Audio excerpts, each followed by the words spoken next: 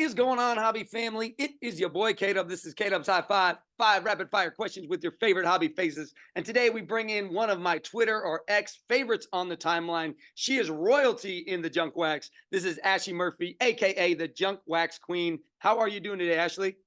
Doing good. You Doing know, good. trying to power through this Monday. Well, aren't we all? Aren't we all? Yeah. Well, I'm really excited to do this with you. I know you and I have been chatting about trying to get you on here for a while, but you got Mhm. like 17 kids, so I know it's hard for you to find time to make this happen. Mhm. Yeah. If you hear any of them in the background, don't call the police. That's how they are all the time. Uh, they're just loud. I love it. I love it. Hey, three boys, I get it, man. We're loud Mhm. all the time. So, how this works, I got 5 questions, all hobby related. They're coming at you one right after another. Ready to take on the high five? Yep. All right. First question for you. You are the junk wax queen. Kind of give us a feel for who you feel like you are in the social media hobby world. See, that's a tough question to answer because I don't know how other people see me, but myself, I'm just like, I'm just here. Like, I'm here to learn from people like Mhm. Suze and Mario and just all of these people who have been in the industry for years and years and years. And I mean, I just collect the stuff that I like, and it just so happens that I find other people who like the same thing, and that's really it. That's one thing I really love about you is I wouldn't say you have like a PC outside of maybe Vince Carter, but you Mhm. just like cards. Like it doesn't Mhm. necessarily matter the player, the team. You just like cards. So like, what draws you to a card when you see something or you find something like? What's the thing that draws you to start or to snag that card? The design, it's 100% like, do I like the way that it looks? Like, just, I mean, I have cards all over my desk right now that are just people I don't collect, but I like the way that they look. I've been trying to kind of get better about that because I know, to me, I'm like, well, if I have these cards, there's someone out there who is, you know, a collector of this person, and I'm like hoarding them for myself. So I'm kind of trying to put the feelers out for a couple of players, Yeah. move them onto their homes. But yeah, that's really it, just how they look. Oh, they look well. It's a beautiful way to collect. I think it's admirable to look outside of the player on the card, but to look at the design itself. It's special for sure. So Mhm. let's talk a little bit about collecting for you, and kind of who would you credit as some of your biggest influences when it comes to your sports card collecting? Well, obviously Tyler is going to be my first answer Mm. because he's kind of the one that got me into collecting sports cards. He It was something that we started during COVID, and we just it was something for us to do together, and it was something for us to do with the kids while kind of keeping our distance from everyone. So he kind of got me into it, but really, I would have to say, just like the people I mentioned earlier, just watching them on X/Twitter and Oh, how they Twitter. interact with everyone. Yeah. So really just that. Now, our card shop owner, Ronnie, is actually the one that got me into junk wax and the older stuff Yeah. without really knowing it because he had a bunch of the shoe boxes of cards all stacked up for like $20. And Mm. he's like, I haven't even gone through them. You're more than welcome to, take however many you want.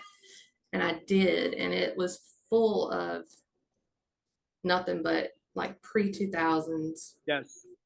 junk. It was great. Yes. That's my favorite. I got a card shop, where back where my parents lived that I always visit, and, it's the same thing. Whenever I walk in there, he just pulls out one of these boxes of just junk wax basketball, and Mhm. he's like, "Whatever you find that's obviously not, of Yeah. obscure value," he's like, "It's yours." And so, that's my favorite. I think that's part of the beauty of the hobby is kind of the hunt, if you Mhm. will. So that's super cool. That's super cool. Now, have you always been into sports? Like, what drew you to sports cards? You kind of mentioned sports cards. Have you always been a sports person, or did sports cards kind of draw you into sports? Actually, no. So I grew up two younger sisters. We didn't they didn't watch sports. My dad watched NASCAR and college football, and that was the extent of it. You got to be from So the it, South. You got to be from the South. There it is. yeah, yeah. So it's really just if you can't beat them, join them kind of thing. You know, before Ivy came along, it was nothing but me and the boys, and so it's kind of Yeah, like, you know, we oh, get it. this is actually kind of fun. So Yep. Yep. No, I totally get it. My wife, well, I mean, I got 3 boys and it's 100%. She grew up very similar, not into sports, but now mm, sports is all we do. So it's kind of, you kind of just join the army there. So mhm. very cool. Very cool. Well, I'm excited about this next question because I know last year, I think it was last year, I mean, the Grail came. You Yes, got the Grail, the yep, Vince Carter Dunkin' Donuts. yep. But for you, oh, I mean, Sorry, now let's show it. had to grab it off the shelf. I mean, I know we're gonna see it around your neck at nationals, so I'm not even worried about that. Um, but for you now, what's next? What's the next Grail chase for the Junk Wax Queen? See, I've been kind of going back and forth on that because it's like when someone gives you a card like that, I mean, what do you do? Where do you go from there? I like when I got it in the mail, I sat there for about a week and I'm like, do I just stop? Do I stop? Like, is that it?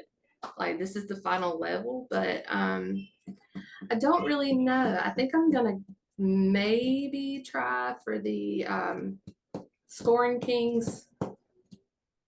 So Okay, maybe that one, the scoring team, Vince Carter. no, sorry, Oh, the MJ. 1980 scoring kings, Oh, Larry Bird. oh, Larry Bird, Dr. J. Yeah, Got it. yeah, Got it. yeah, Okay, Larry sorry. Bird, Dr. J, and Magic, right? Yes. Oh, okay, all right. Graded, ungraded. Why that card? Probably,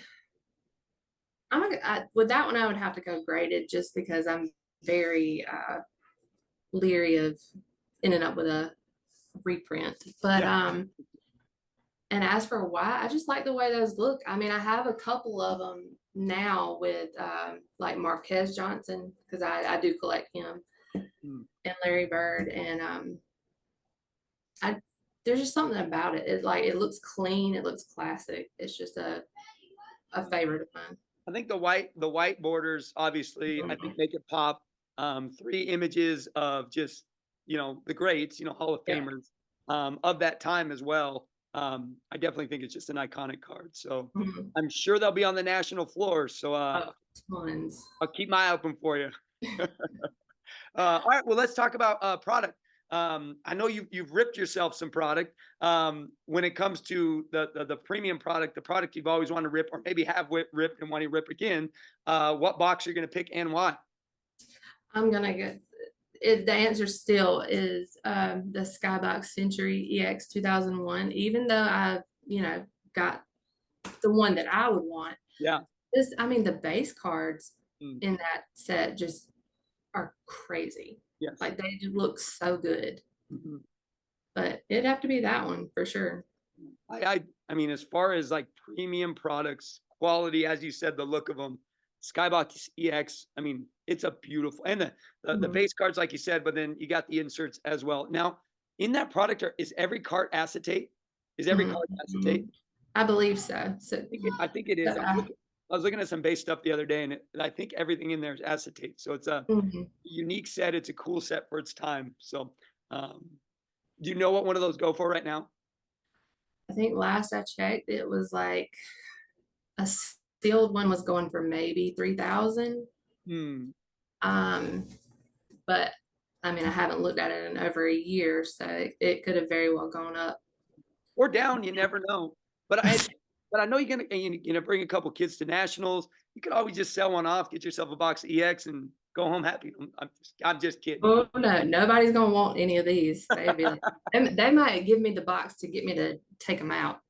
Give me to leave with Oh, I love it. I love it. Well, there you go. You might be able to leverage a little bit in the deal. Hey, I'll leave your table if so. them. Oh, all right. Well, let's talk a little bit about national. You're kind of my go-to because you've been to the national. You went last year in Chicago. I've never been before. What kind of advice or what kind of wisdom would you give to people watching this who are maybe going to the national for the first time? What piece of advice would you give to them? Okay, so I think I've mentioned this on Twitter before, but unless there's somebody on that autograph list, in the autograph pavilion, I wouldn't recommend going there. It takes up a good chunk of your day unless you pay for like the priority passes, which are separate from your VIP passes that you already bought. So I would avoid that unless there's just somebody over there that you just have to have. For sure. And before I went, I got the advice a lot of if you see something that you want, come back to it the next day. And I think maybe that was the case then, but it's definitely not the case now. If you see something, go ahead and scoop it up because it's gonna be gone. 100%, especially if you're collecting any kind of like wax packs or anything like nostalgic like that, Really? they'll be gone. Really? See, in my mind, I was Mhm. thinking kind of the modern stuff because of, the repack kind of overload right now. Mhm. But even you noticed even with the older stuff that it was gone as well. Yeah, so right time I walked in last year, there was a guy, he had an entire box full of just all kind of, not even just the sports wax. It was like the Ghostbusters, the Ninja Turtles, I mean, all of it. Had it all stacked up, and I was like, oh, I definitely want to get that. I definitely want to come back for that. Hmm. Walked away maybe 2 hours later when we were coming back through, Yeah. all of it was gone. He said, oh, you just missed it. Some guy come and bought the entire box. I was like, I'm gonna go cry now, but all right. So if you see it, buy it.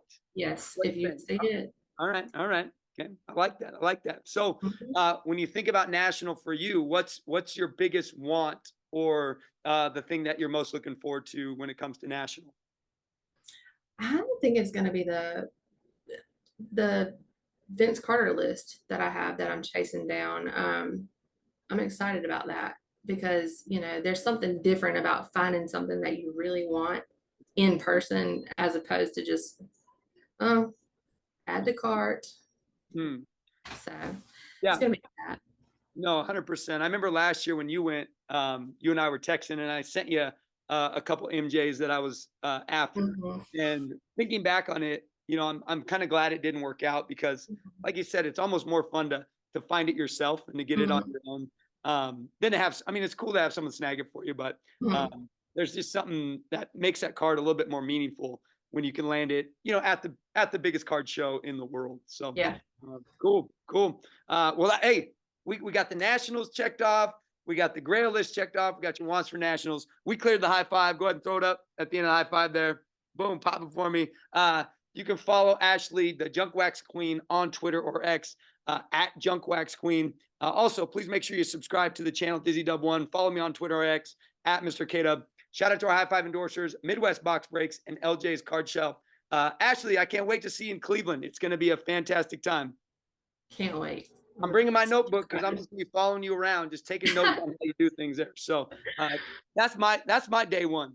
What does Ashley do? And then that my day two on 3, 4, I'll be ready. So You're gonna be super bored. You're gonna say, okay, she goes to the dollar boxes and she stays there for hours. what The are you end. talking about? I'm the dollar box investor. That is where I live. So you and I are gonna be hanging out quite a bit. It's Tyler that we're gonna have to be worrying about. So Oh yeah.